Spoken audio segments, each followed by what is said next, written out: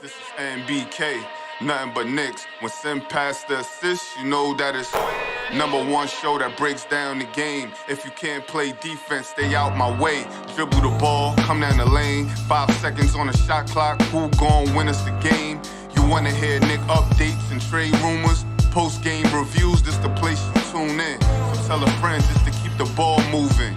Like the page if you feeling the movement.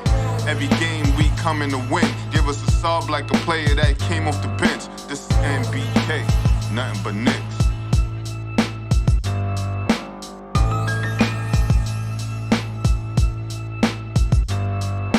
Knicks family, what's poppin'? It's your boy. Ladies and gentlemen, the New York Knicks lost to the Phoenix Suns tonight, 118-97. And it wasn't pretty. It was not pretty at all, ladies and gentlemen. If this was a test for the New York Knicks, then they failed it terribly. Terribly, ladies and gentlemen. They started off hot. Evan Fournier, he was knocking down threes from the beginning of the game. And it felt like, well, hey, if the Knicks are able to play like this and hit shots like this, then they'll be in the game. But ladies and gentlemen, I knew in my heart that the Knicks were not going to be able to shoot that way throughout the entirety of the game, and they just weren't able to do so. And they weren't able to get any stops that really meant anything. The Phoenix Suns got to their spots anytime they wanted to, how they wanted to, and when they wanted to.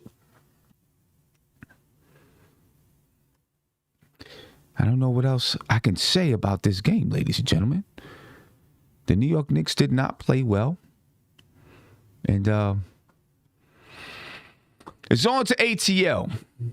It's on to ATL, ladies and gentlemen. I'm going to get some of my guys in here so we can talk about it. We can break it down and, figure out what the hell went on during this game. Because to be honest with you, I don't know. I have no clue what really happened in this game. I don't know if the Knicks was still, still in Thanksgiving mode. I don't know.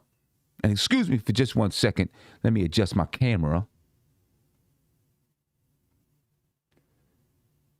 All right, there we go. Apologize for that, ladies and gentlemen. Let's go ahead. Let's get into it, man. I got my man Ron from Still Knicks Fans here. And, we're going to break this down and, I don't know, figure out something. Talk about something, figure out something. And, we'll see what happens. Let me get Ron over here so we could talk about this because, I need some therapy too, Ron. You know what I mean? I need some therapy after this one too. What's going on with you, Ron? How you feeling? Oh man, I'm all right, bro. I'm all right.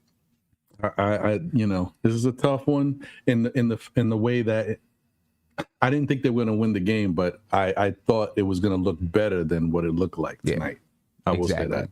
Exactly. That I'm in the same boat. I thought it was going to look a lot better than this, and it was just I don't know. I mean, the Phoenix Suns are a really good team. Right? No doubt about it. The Suns are a really good basketball team, very disciplined. They're very sharp. They understand what they want to do, right? They understand how they want to score.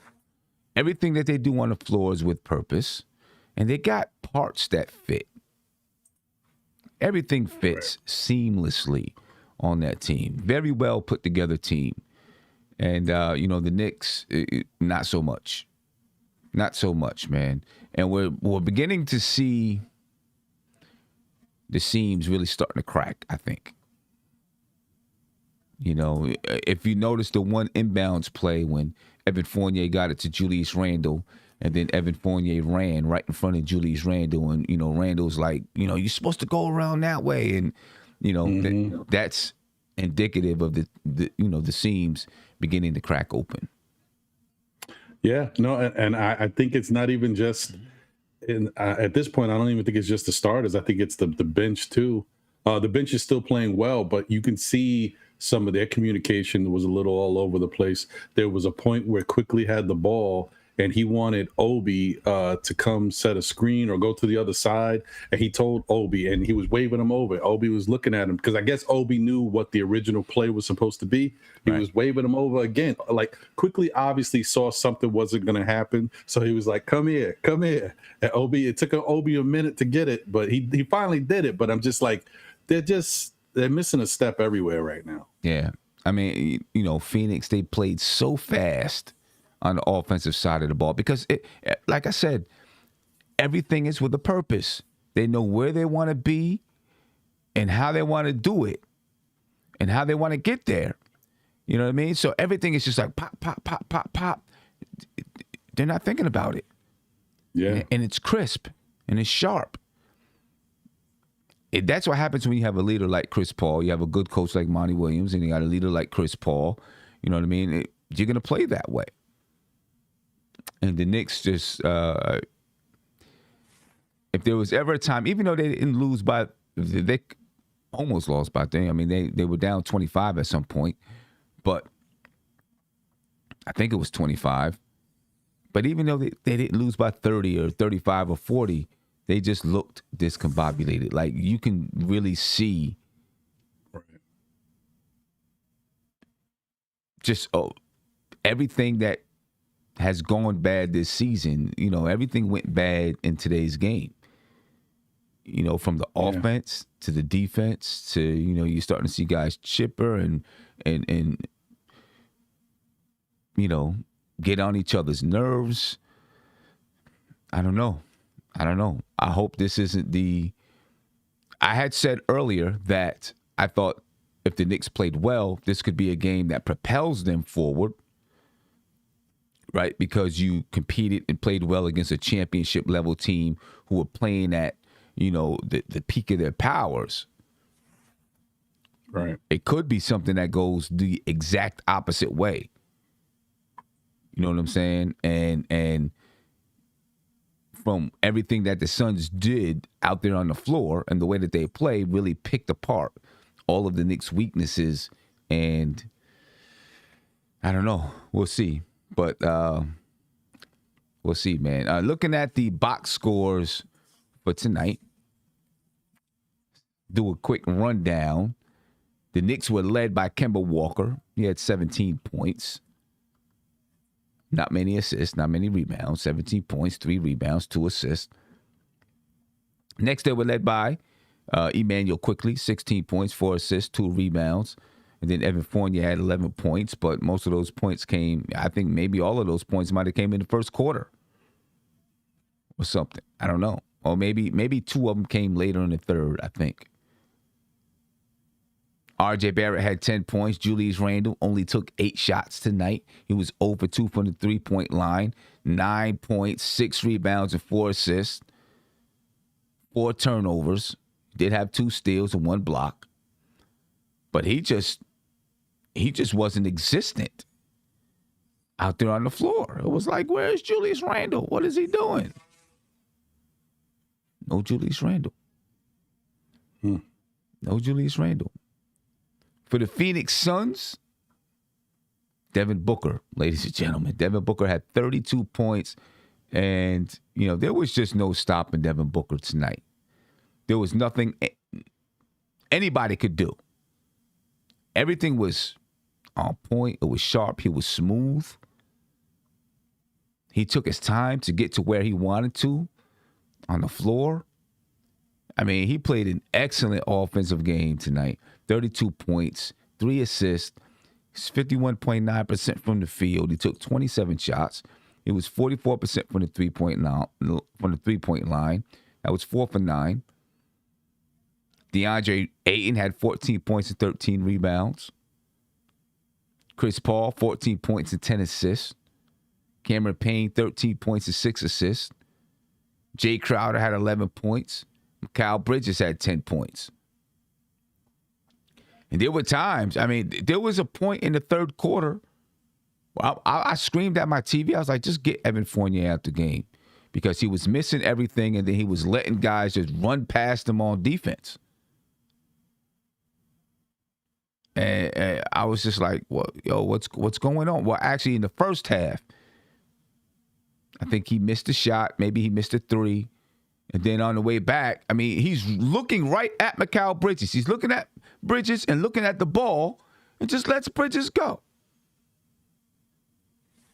I was just like, what the hell is going on? So I don't know. I don't know, man. Don't know what to tell you about this one, Ron. This was a bad one. This was tough, man. This was tough.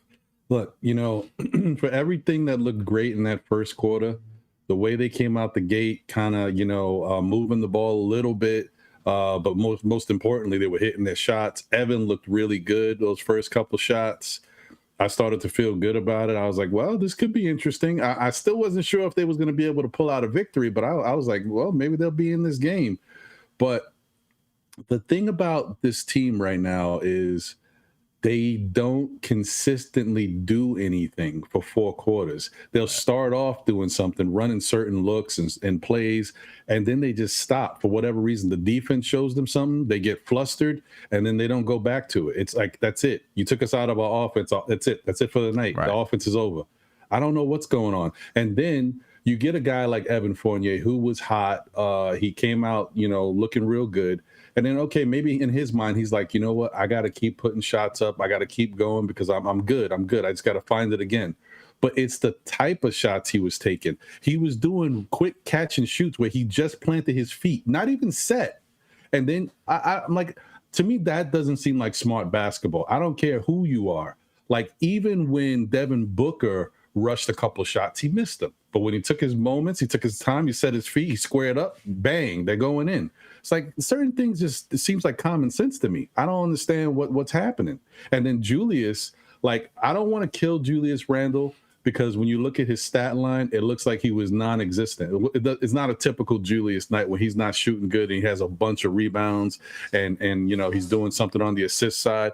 But I was about to kill him. I was about to say, where's the rebounds? But then when you went over Phoenix's shots, that they didn't miss shots. So what's he gonna rebound if they ain't missing? The defense was horrible. The defense was terrible tonight. Terrible. Yeah, just terrible tonight. They should change the pick and roll to pick us apart because we cannot stop the pick and roll. I don't know what it is. That was one of the keys to the game too. That we needed to stop that. I don't want to say stop the pick and roll, but we needed to play much better against the pick and roll, right? I mean, right. It's hard to stop Chris Paul. Chris Paul is just a maestro. You know what I mean? Just a maestro. But we needed to play better against the pick and roll. And, I don't know. We just got picked apart in every way tonight. Looking at some of the stats of the game, ladies and gentlemen, the Knicks did win the rebounding battle. That was one thing I said in the game preview for my keys to the game is that I wanted the Knicks to win this rebounding battle, and they did, 51-35. But like you said, the Phoenix Suns were hitting shots all over the floor. The Suns shot 55.7% from the field and 46.4% from the three-point line. And the Knicks just can't shoot at that level. The Knicks shot 37% from the field and 30.8% from the three-point line. Wow. They kept this. Well, I don't even want to say that they kept anything. The Suns only had 4 second chance points, but they weren't missing shots. The Knicks had 21 second chance points, but that's because they were missing a lot of shots. Yep. Wow. Yeah. 28 assists for the Phoenix Suns, only 13 assists for the New York Knicks. 13 assists. Obviously, that comes from them not making shots. 2 blocks for the Suns, 1 block for the New York Knicks. The Knicks had 15 turnovers on the night, 11 for the Phoenix Suns. The Suns, 44 points in the paint. The Knicks, 34. 21 second chance points for the Knicks, 4 for the Phoenix Suns. The Suns had 17 fast break points, and the Knicks had 10 fast break points. Of course, the Suns were led by Devin Booker with 32 points. The Knicks were led by Kemba Walker, who had 17. DeAndre 8 and 13 rebounds. Mitchell Robinson 8 for the Knicks. Chris Paul 10 assists for the Suns. For the Knicks, Emmanuel Quickley 4 assists. Devin Booker 1 block. Julius Randle 1 block. I don't know, man. I don't know. It's kind of nice that we have another game right off the bat, right? So that we can just erase this one. But damn, if Atlanta does the same thing to us, man, it's going to be tough. Spree, what's popping with you, brother? How you feeling? Oh, man. I don't know, man. This team drives me nuts. I mean, that game bothered me, man. I mean, I would have been okay losing to this team, but I think here's the problem that I see. I don't with the starting lineup. Who in this starting lineup passes the ball well, in your opinion? I mean, not many. I don't know if anyone who's like a really, really good passer. Mm-hmm. I would say everyone is, average or below. I mean, this was bad, man. I mean, Julius with the double, he waits too late to get rid of it. He's got to get rid of it quicker. And part of the issue, Sim, and this was part of the problem last year. I'm not just trying to put it all on Kemba, but Kemba's he's not a pass-first guy. RJ gets in tunnel vision where he gets in his own little game, and he doesn't keep his head up and pass the ball well. In that second quarter, I mean, the first quarter, offensively, I thought we were fine. Second quarter, once they got into us and got physical with Randall, with Crowder, game over. I didn't see anybody in that starting lineup that had the ability to move or pass the ball. It got so stagnant because they got into us. So every time a team gets into us, we can't function. It seems that way. And I think it's been that way since the beginning of the season. When teams play us physical, like we can get punked. We're a team that can get punked. We've seen it several times throughout the season, man. That's the problem. Like, how do we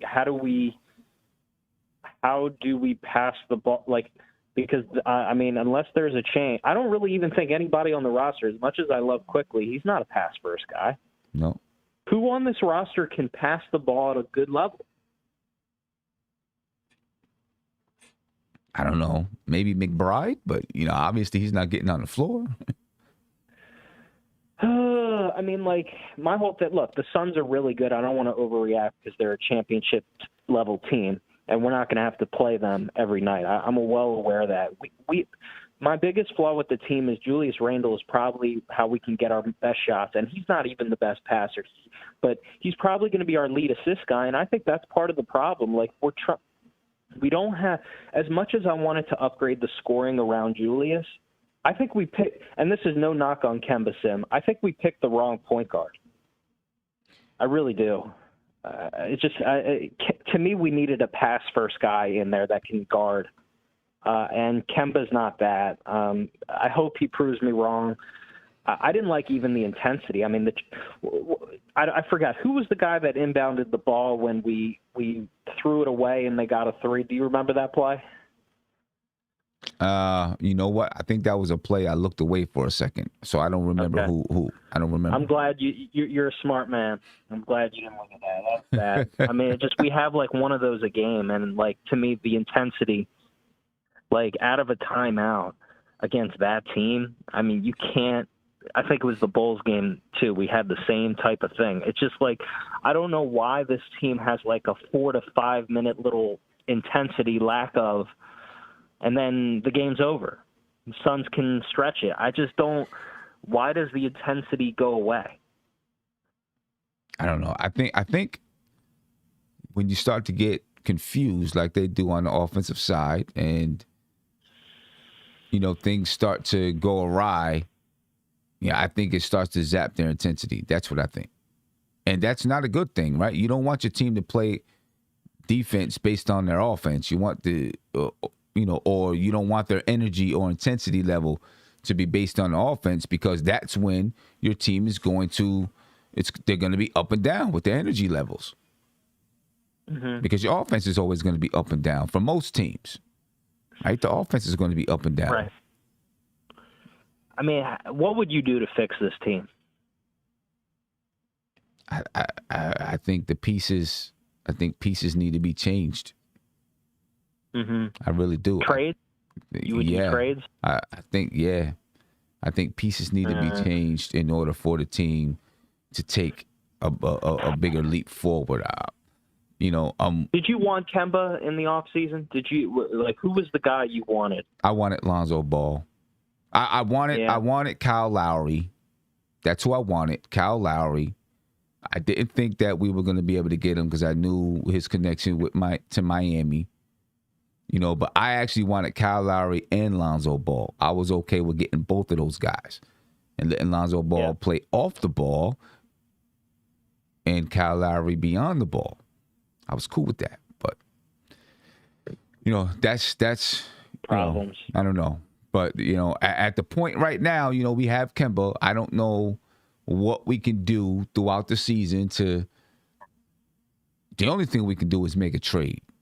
To get the right kind of leader in here. Because this is what this team lacks, is leadership on the floor. Yeah. We lack that leadership. They need to make a trade. They got to make a move. I just don't – as much as Kemba can score the basketball, we need somebody in there that can score, that can defend, and that can pass. There's got to be guys that can do those things because right now I'm also looking at R.J. Barrett. I'm very frustrated with him because, and this, you see every game. It's just he can give me 5 good games of this is exactly how he should play basketball, and then for 5 games he looks like he's the worst player in the NBA. He gives you that deer in the headlights look where he doesn't know how to dribble, doesn't know how to pass, and I just don't know how to fix that. I just don't understand. Maybe like you said, maybe the solution is getting a leader. A floor general that can just put RJ in the right spot. I'm just frustrated, man. But I got nothing. Yeah. I'll call you tomorrow, Sim. I appreciate your time tonight, man. No doubt. All right, man. Appreciate it, Spree. Later. Yeah, Ron, that's what I think, man. I think we lack leadership on the floor. We need Julius Randle's not that kind of a leader. We need a leader that knows the game. You know what I mean? A leader that knows the game and can command the game on the floor. You know what I'm saying? I agree. That's what we need out there.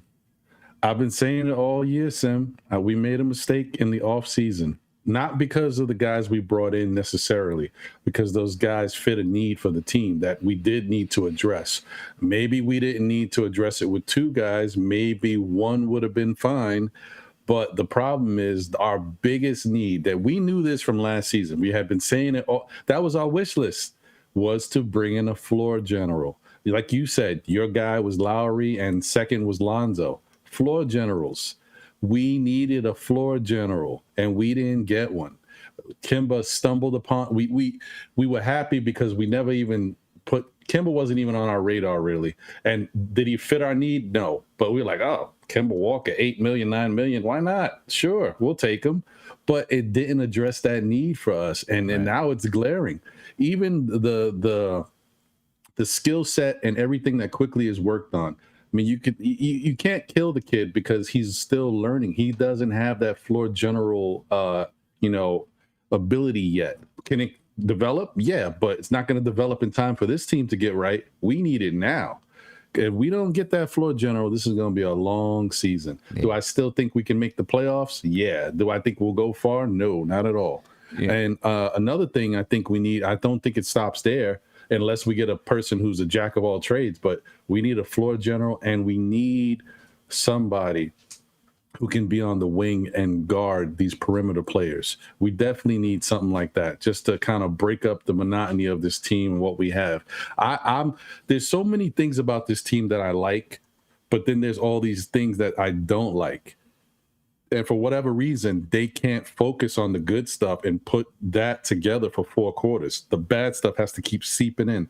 And I just want to say one thing. I want to give credit. Got to give credit to the Phoenix Suns. They're a really good team, not just offensively, but on the defensive end. They took away Randall's game. They definitely put RJ in a box. And you know who else they took away, which was really important because he couldn't get off. They ran him off the perimeter, and they had him just dribbling around trying to put a shot, like to get a pick, was Burks. They took Burks totally out of his game. Like, they just had a good game plan. That's why they're an elite team, and we're not, at least not yet. I hope we will be, but they know how to play basketball, man. Yeah, they do. They do. And I'm going to tell you what, if this continues to be our team going forward, I think we'll be a 500 team. I'm not sure 500 is not going to, I don't think it's going to make the playoffs. We'll be lucky if it makes the play-in, I think. Mm-hmm. You know, so, you know, because I think we'll consistently be up and down because Kemba Walker, if he's hitting from the outside, if he's knocking down the mid range, you get some point production from him. You know, but that's fleeting, especially for guys. You know, he's 6 foot small guy. That's fleeting. You know, you may not always be knocking down your threes. You know what I'm saying? Or really killing them from the mid range area. That's fleeting. Evan Fournier. Yeah, I don't know. I don't know. You know, I don't know. And we need a defensive wing that can. The cohesion. We'll be a 500 team. Unfortunately, I think you're right. Only because the fact that the East is so much better. Like those games we could have got away with winning last year. They're not easy to win this year. So if we don't got it right, how can we put together a string of wins? It's going to be like 1 win, 1 loss, 1 win, 1. I could see it being 500 team. I don't see us putting together a string of wins. And with the schedule we got coming up, you know, this could, you know, we could come out of the next 10 games not looking really good. And, you know, maybe having some other thoughts about how to approach the rest of the season. You know what I'm saying? Yeah. I'll tell you one thing, though. I liked seeing the rookies out there in extended time, so I could just see something from them. To see, you know, it was nice to see first play that you know, McBride had a chance to steal the ball from Paul and lay it up. I thought that was nice to see him get out there and try to do something. I think until we make a trade, Tibbs got to figure out a way to how to incorporate some of these rookies, and it's not because of the fact that the rookies are better than the starters or our bench or whatever it is. We need speed. This team is slow. And if you want to try to move the ball, get up and down in transition, break zones, you need speed. And we don't have speed. It's evident out there. It's bad. The bench looked okay, you know, for the, you know, however many games we've seen them out there. But we talked about this too. Sim, you mentioned it as well. The bench is only going to take you so far. When the bench has to go up against these elite team starters, that's when they're going to be at a disadvantage because those players are better. And we can't win basketball games like that. We got to use the sum of all our parts in order to get up and down and run with these like Phoenix is fast, man. It just looked like two totally different teams out there. Yeah, man. Everybody was moving.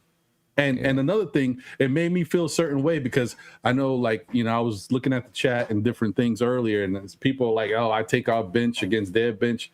I mean, listen, our bench is one of the better benches. It's not the best bench. And Phoenix has one of the good benches too. And you could see it tonight. And these guys are not like guys that you would necessarily be afraid of. But as a unit, they play great. As a unit, man. There you go. That's the key words right there. As a unit. As a unit. Let me get to a phone call here. Caller, you live. Tell me your name and where you're from, please. Yes. Wayne. What's going on? What's going on, Wayne? How you feeling? I'm all right, man. I just got 3 issues really with this Knicks team. All right.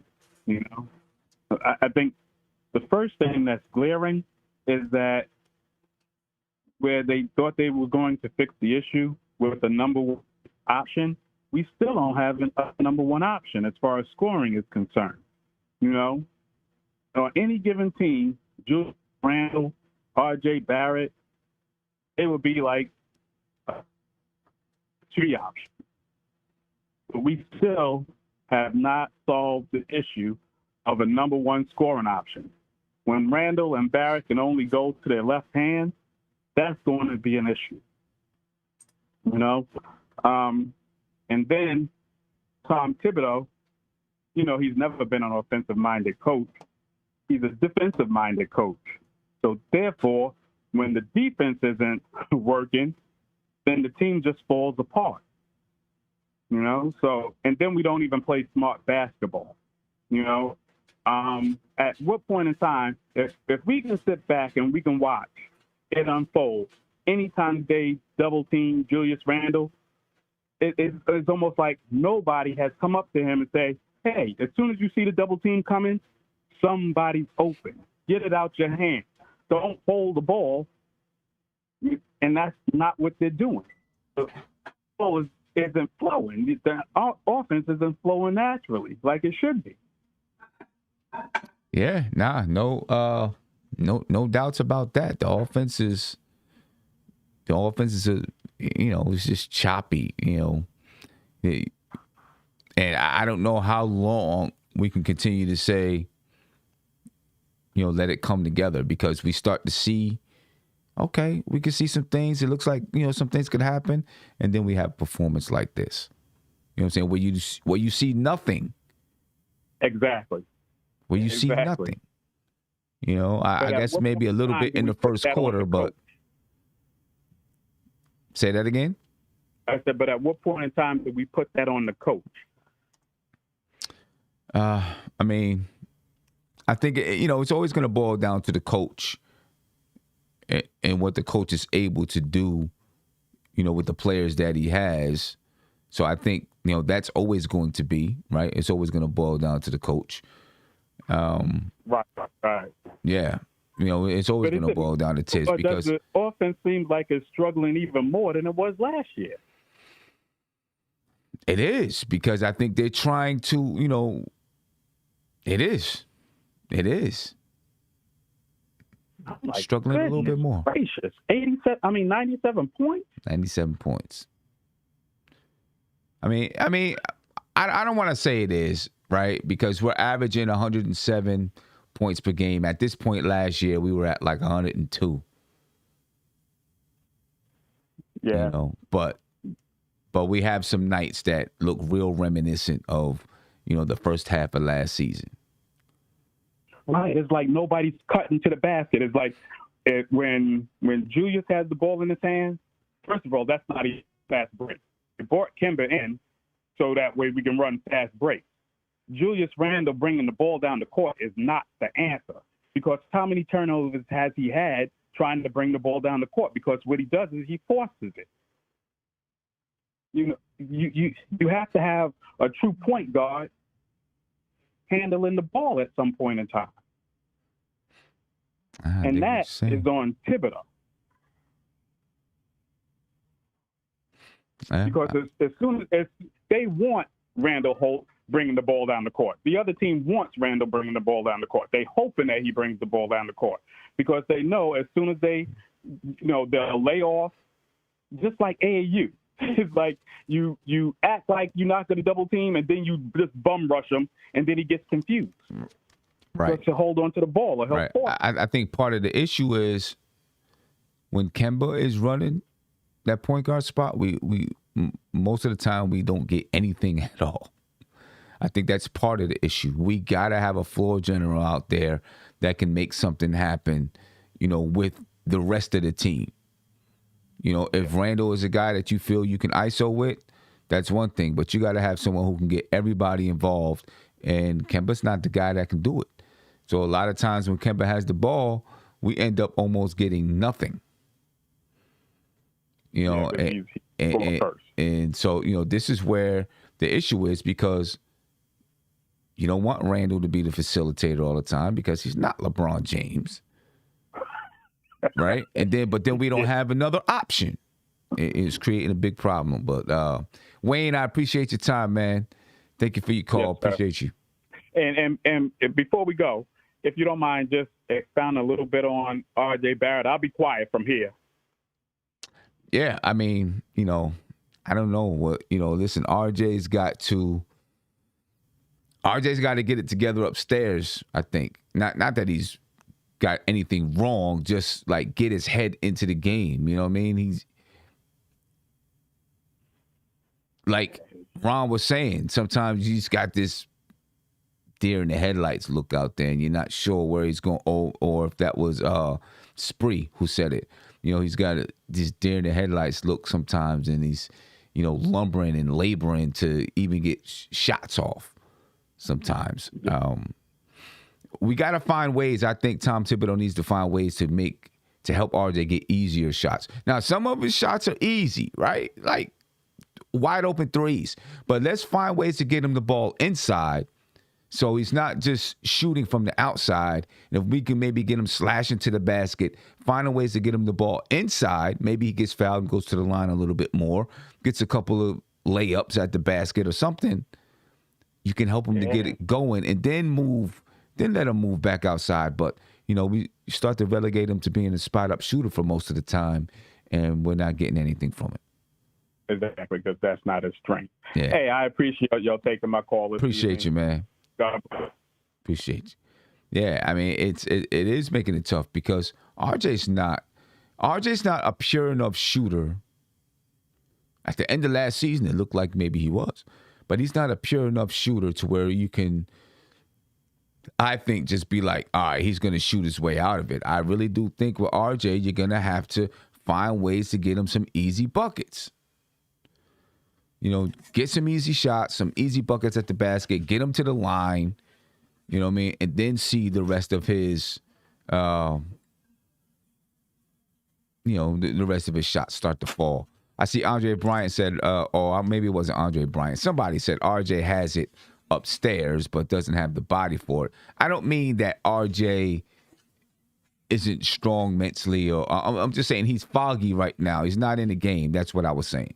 Yeah, it was Andre Bryant. He said RJ has it upstairs. He doesn't have the body for it. I'm not saying anything bad about him upstairs. I'm just saying his head ain't in the game right now, it seems like. You know? But I think oh, go ahead, Ron. No, I was just gonna say, I think that the deal with RJ, and we could talk about RJ, man. I think for whatever reason, the Knicks community feels like nobody talks about RJ. So, I mean, look, RJ's got some issues. I mean, you look at him out there, I think he's lost, but I honestly don't think RJ is this.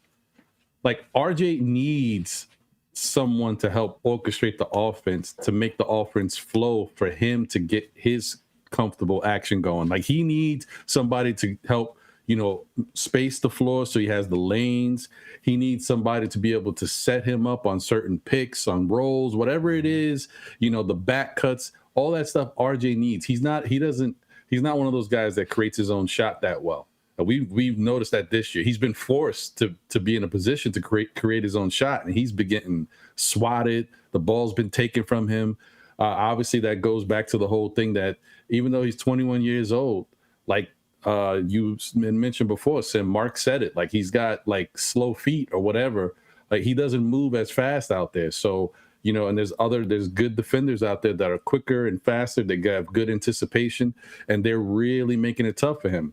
The one big thing that I can say outside of all that other stuff with RJ is this year, I see something different in him that I saw last year. Last year, there were certain plays, RJ got mad. And when RJ got mad, he took it straight to the hole. Like he was on his Julius sometimes. Right. I have not seen that this year with RJ. RJ's happy. Good for him. I don't know if he's in a great relationship. Things are great.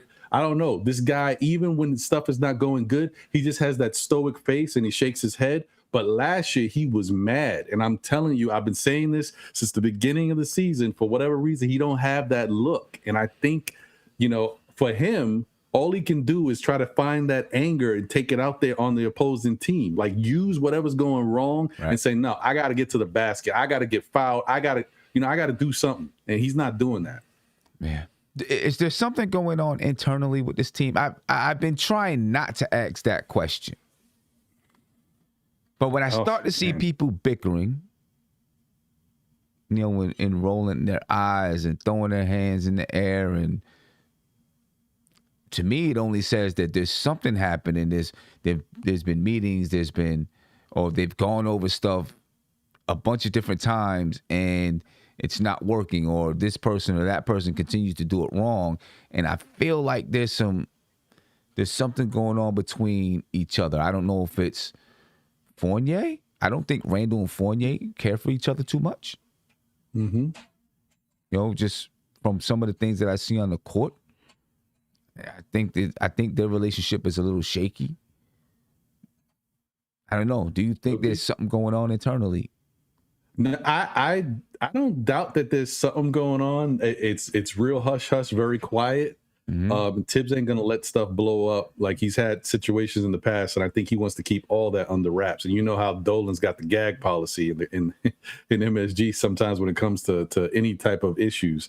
But I think it's kind of probably a little bit of two different. I don't know how many people ride for Randall, to be honest with you.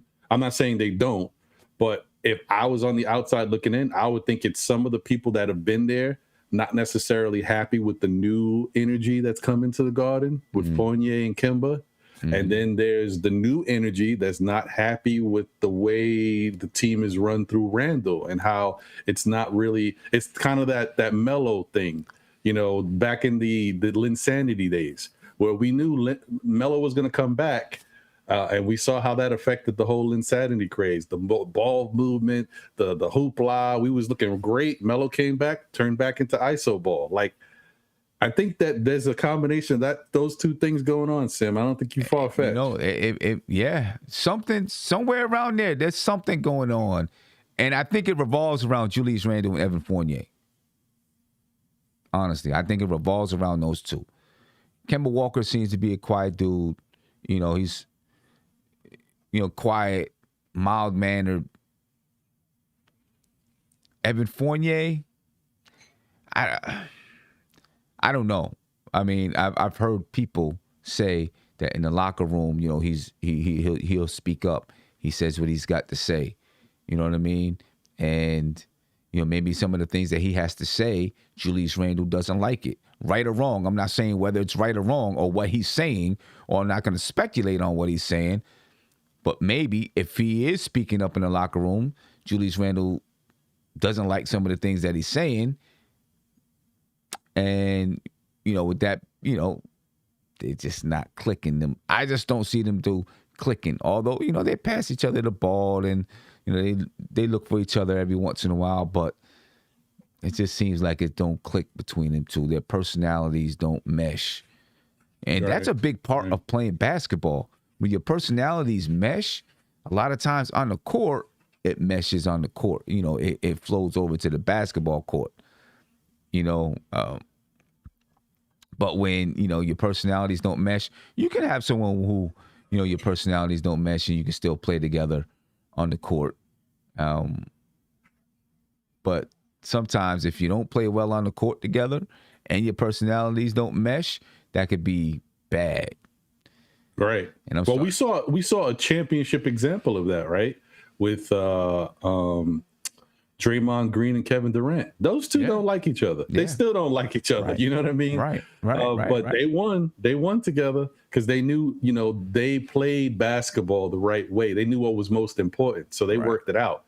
But I also think that when it comes to this Knicks team, man, I think that it's not smart, but you can't fault. If you're Julius Randle and hey, I was the most improved player last year. We won X amount of games. Everybody wrote us off. We had good chemistry. We did all this. You're saying, man, we came out this year and stuff ain't working. What's different? he's probably like, it's got to be these guys. You know what I mean? Yeah. That's probably what he's thinking. Like, that's the only thing that's different on his team. You know, I don't know, but there's definitely something going on internally, man. And I think, well, I don't want to say there's definitely, right? So don't go out and say that, I heard it on NBK that there's something going on.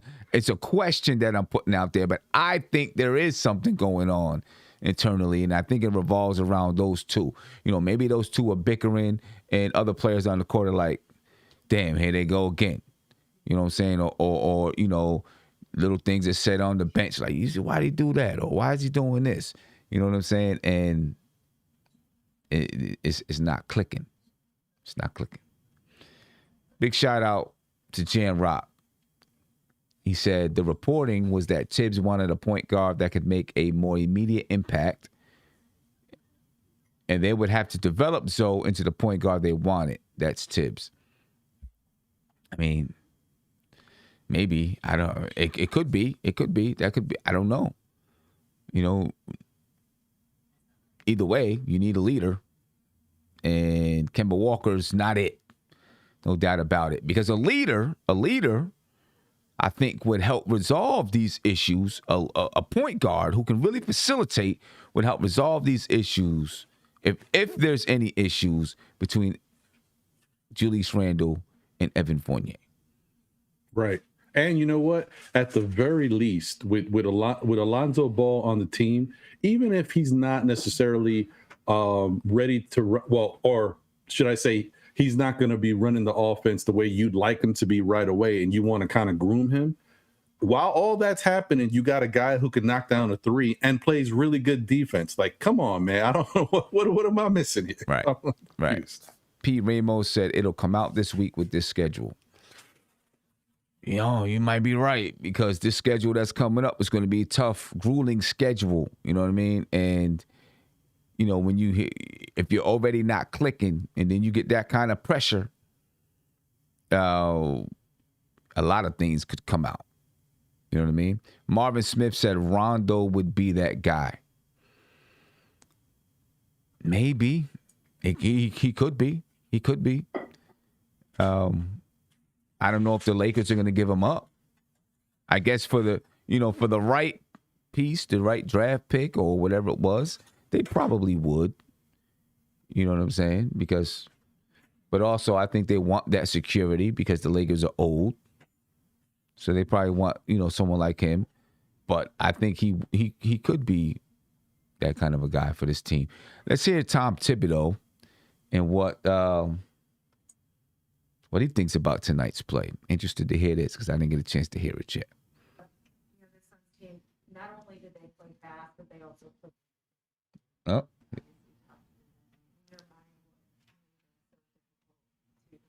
Just the way the game started, So, if you give them the shots that we gave them, they got a lot of confidence early. Once they get confidence early, they're going to be tough to stop. 25 points off a turnover. Of those 16 turnovers, how would you evaluate? Well, the live ball turnovers, that really hurt you. They had 17 fast break points. So those easy buckets, doesn't take much to get them going. And, you're playing from a deficit, so puts a lot of pressure on you. Emmanuel, quickly, we saw him play a lot of point guard tonight. What did you think of him in that spot? Yeah, Alec and he are interchangeable, so that, depending on where the matchups are, will really determine who handles the ball. But Quick has done a really good job for us. That second quarter, you guys really didn't shoot well or do anything well, but like offensively, was there something that was annoying that you saw? Yeah, just, and again, the three things that you got to do is your defense, your rebounding. Rebounding was good, but the turnovers, that really hurt us. So, they're a terrific team, well balanced. They play tough. Their defense is very good. Their offense is very good. Nerlens looked like he was limping. Yeah, no, just get, they put a lot of pressure on you. Overall, we didn't play well. So, It's on all of us. It's not on any one particular person. So we have to do better. When Booker hits some shots where the defense, they're all over him and stuff, is that like a demoralizing thing? No, like great players are going to have that ability, and you have to have the discipline to keep challenging the shot. You got to come back time after time, and he's a shot maker. He's a hell of a player.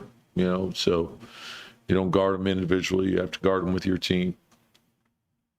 You were going to some new guys like Kevin Knox and. Yeah, we're behind. You're just looking for any type of spark that you can get, and so that's what we're looking. We were looking for some energy. I didn't think our energy was like it normally is. What about Atlanta? I mean, would you go in on a second night back to back? Yeah, that's the league. That's the league. And sometimes like we had a short break. The 2 days and then Thanksgiving, but you got to keep your edge. That's the challenge of the league, and sometimes the schedule's in your favor, sometimes it's not. Every night there could be an excuse. You don't want to do that. You want to be ready to go. That's what we have to do. Are they getting it together? I mean, they were also on a winning streak going into. Well, they're a good team. You look at what they did last year, and you look at the players they have that. We're going to have to be ready. You say that you've got to keep your edge. And you have a locker room full of guys who work as hard as they do. What goes into that? How do you keep it? Maximum effort and maximum concentration. You have to put the two of those things together. That's what gives you intensity. There's no magic formula to it. There's no shortcuts to this. There's no, this is like, if you want to know where intensity comes from, that's where it comes from. That's what it is. And the guys that could do it day after day, those are the most intense guys. All right. I mean, you heard it right there, right? And ladies and gentlemen, for more Knicks videos, make sure you subscribe to the Knicks channel. All right. Check out post-game interviews, all of that good stuff. So make sure you go ahead and check it out. But intensity, concentration, that's what equals intensity. And those two things we do not always have. We don't always have the concentration, and we don't always have the energy. And so we lack that intensity sometimes. That's just the truth. That's just the truth. I seen someone in the chat say, we got beat by an elite team, that's it. I disagree with that, because if we did a lot of good things in this game and still lost by 20, because that can happen, I'd be cool. But I just seen a lot of, like what Clyde Frazier likes to say, this combobulation, where just the communication is off and guys are doing things that's like, what the hell are you doing? At one point in the fourth quarter, we had 8 assists. Like throughout the game, up into the fourth quarter, 8 assists. Obviously it was due to bad shooting. But come on, man. I don't know.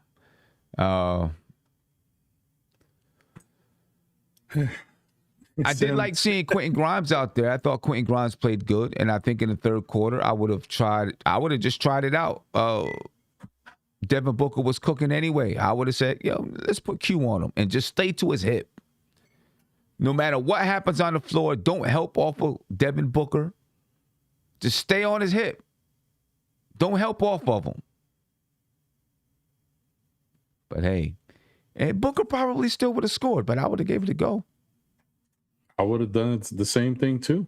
I'd have gave it a go. We got a bad shooting Grimes today, but it's not his fault at all because of the fact that he sits on the bench. How can he have any rhythm and be? But you know what? If Grimes would have been hitting his shots, the game might have been a little different.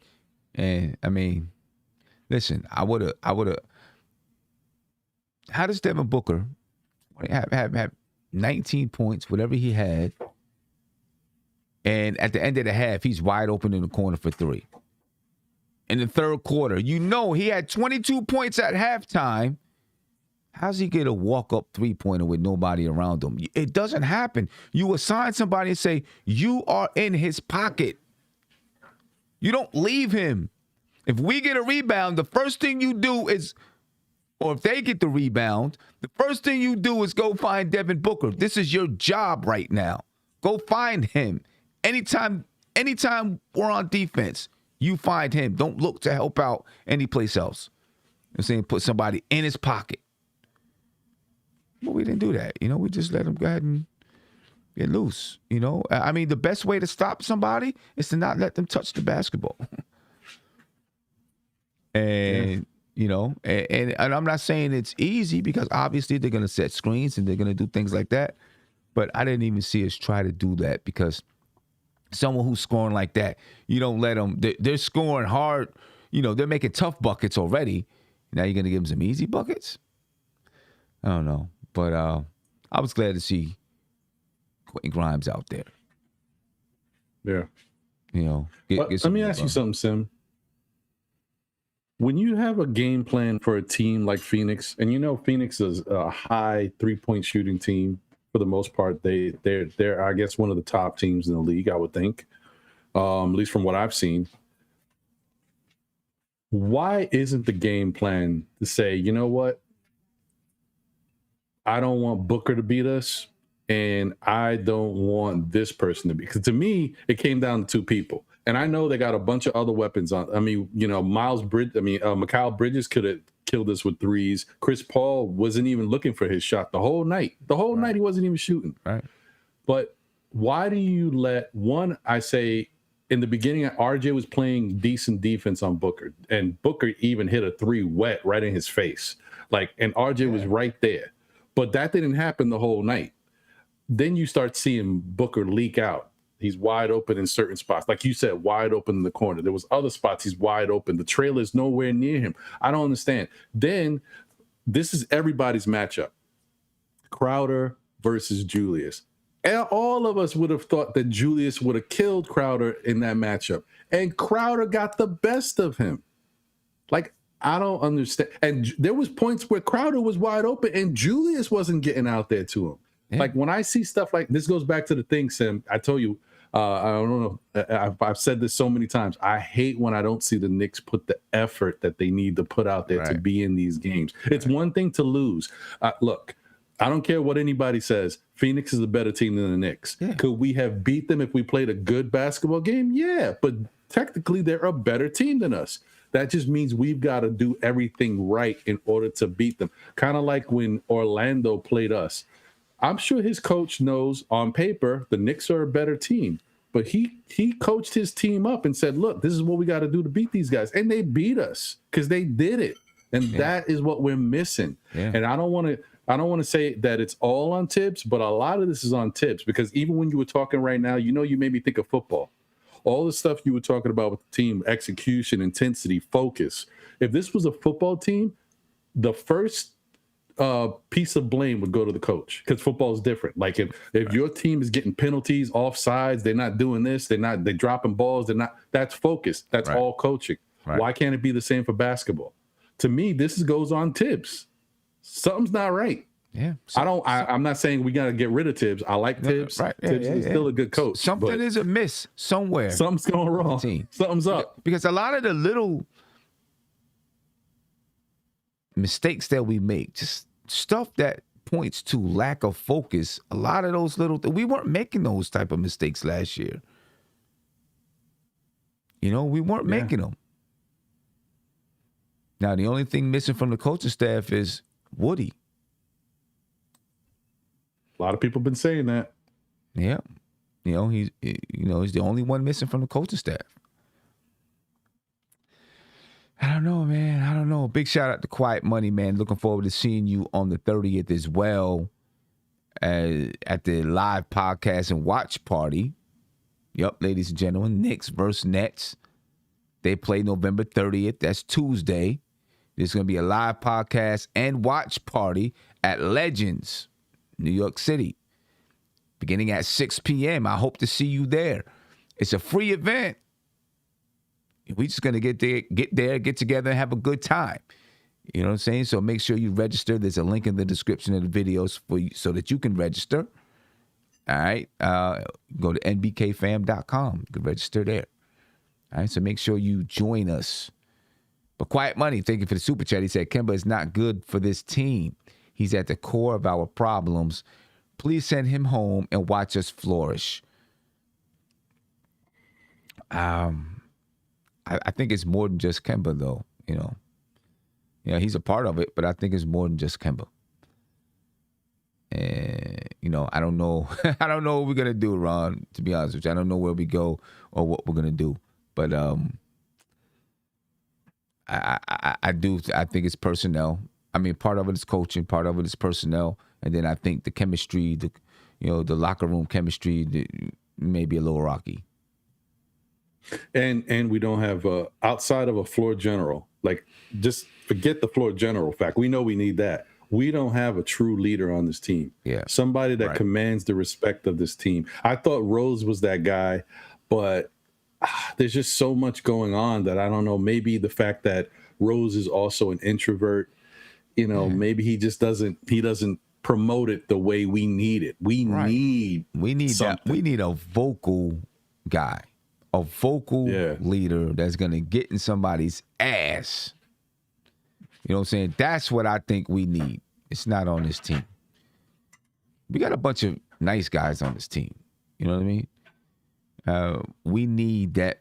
We need that vocal leader that put people in their proper place when it's necessary. I don't know. But what do you think about this Hawks game tomorrow? I'm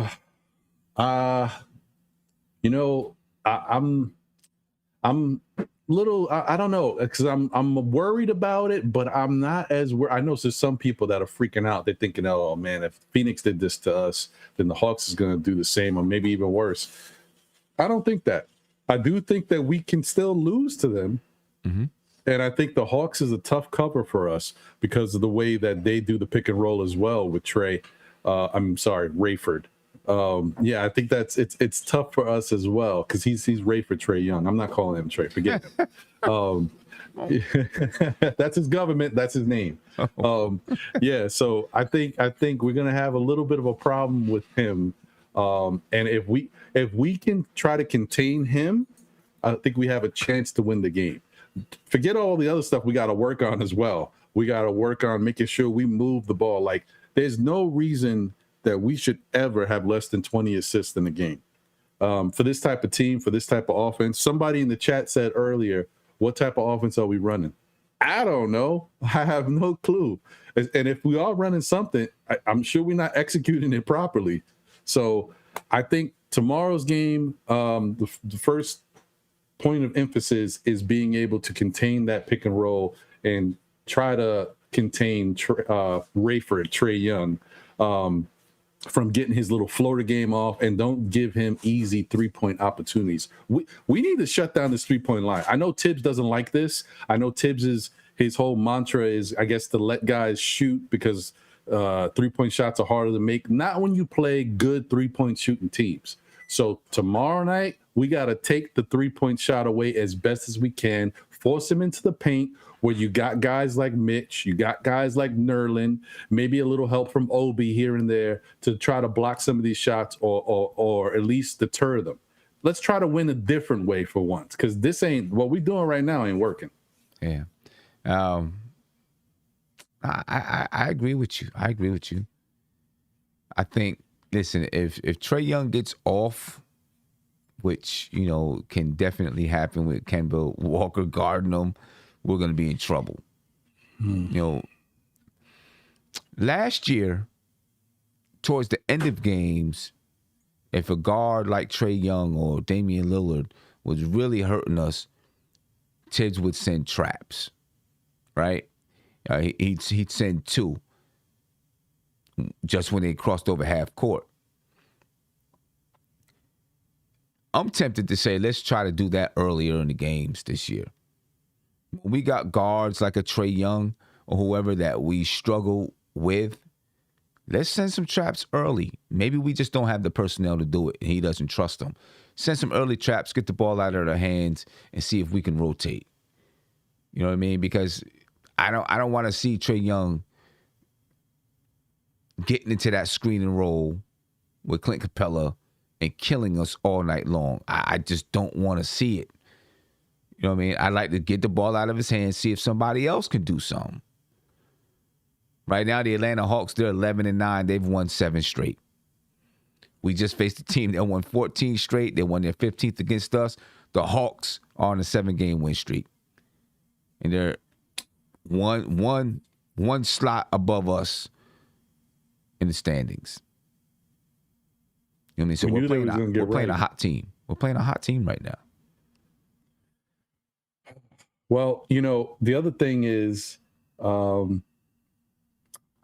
I think maybe when you think about Thibodeau's defense, he's got these principles they've always worked, and they'll continue to work. But some of this stuff of him allowing people to take these 3-point shots and play off of them, some of that could also have to do with the way that the rules have been in the league. But now that those rules have changed a little bit, and you're not going to automatically pick up a foul once you push up on somebody on the 3-point line, maybe the Knicks got to get more physical at the perimeter, man. I don't know. And when you were talking about how we don't have that presence, that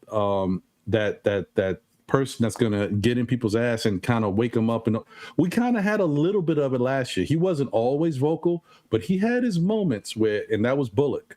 Bullock used to get a little fiery sometimes. And then there was some times where I think Bullock's influence got other people involved, because there was times where there was one game, I don't know if that was in the playoffs or not. I remember that Bullock got in somebody's face and then, was going back and forth chirping. And then Noel came down and bumped the guy. It was like sticking up for each other, and it was kind of not backing down. They don't have that at all. We are a soft team right now. Soft. We are we are baby soft. Yeah, we miss Bullock out there, man. We miss him.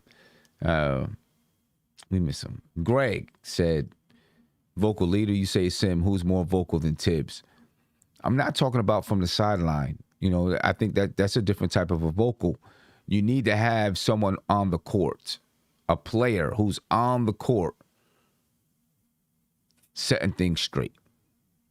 You know what I'm saying? This way, Tibbs can focus on other ways to adjust. And looking at, right now, Tibbs is out there almost like it's high school, and he's calling out plays and telling people telling people what to do while they're on the court.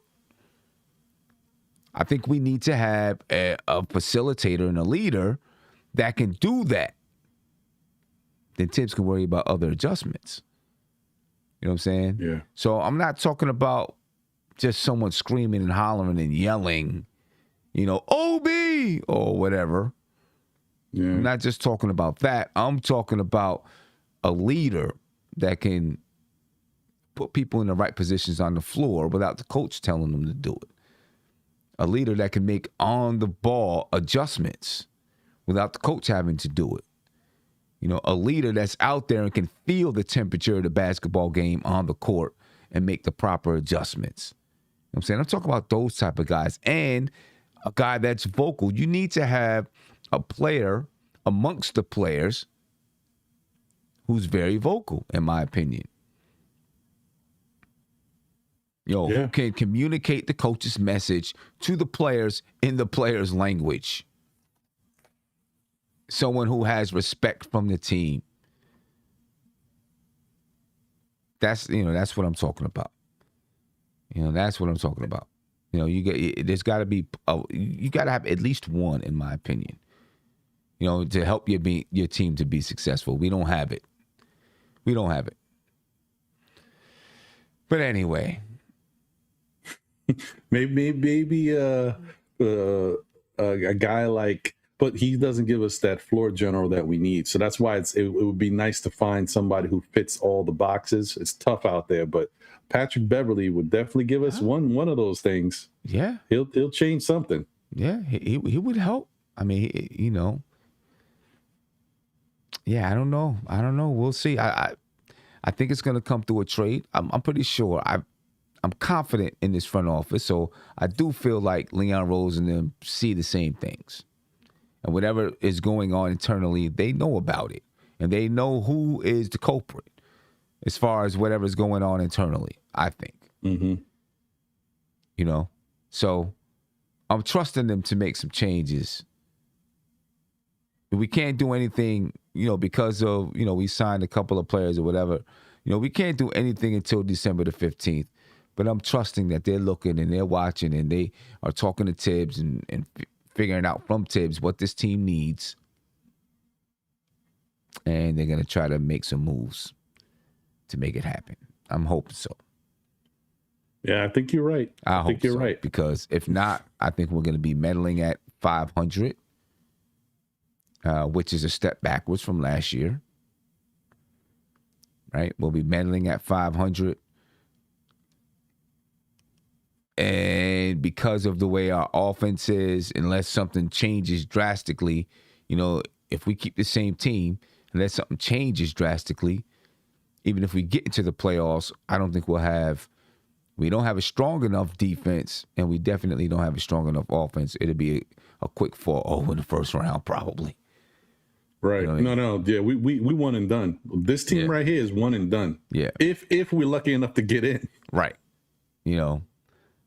So we will see. We'll see what happens. I'll be on doing a game preview tomorrow, ladies and gentlemen. So make sure you check me out on the game preview. Look for the notification. And then, of course, we'll watch the game and then have a post-game show. All right? I do want to remind you all to please join us. Ron is going to be there. Quiet Money is going to be there. There's going to be Steph is going to be there. Legion and Knicks is going to be there. I want you to be there. Join us November the 30th at Legends NYC for Knicks vs. Nets live podcast and watch party, ladies and gentlemen. It's going to be dope. It's going to be real fun. And go to nbkfam.com to sign up. As a matter of fact, the link is in the description of the video, and I want you to do it right now. I'm getting ready to head off. All right, so do it right now and join us. Ron, any last things you want to add before we get out of here?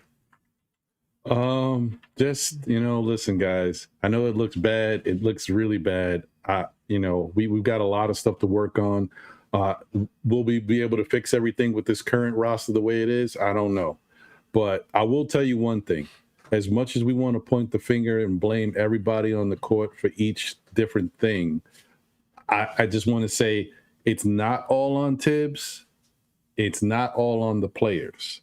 It's just a bad combination of things happening right now. There's a lot of stuff going on that's affecting people. Some of these players aren't even, if you put them in a different situation, they wouldn't even be playing as bad as they look like they are right now. It's just right now our personnel is not right. It just isn't right. So. All right. All right, ladies and gentlemen, the link, I just put it in the YouTube chat. So you can go get your, I don't want to say tickets, so you can register for the live podcast and watch party. I hope to catch you there, ladies and gentlemen. Be peaceful. Spread love. We out of here.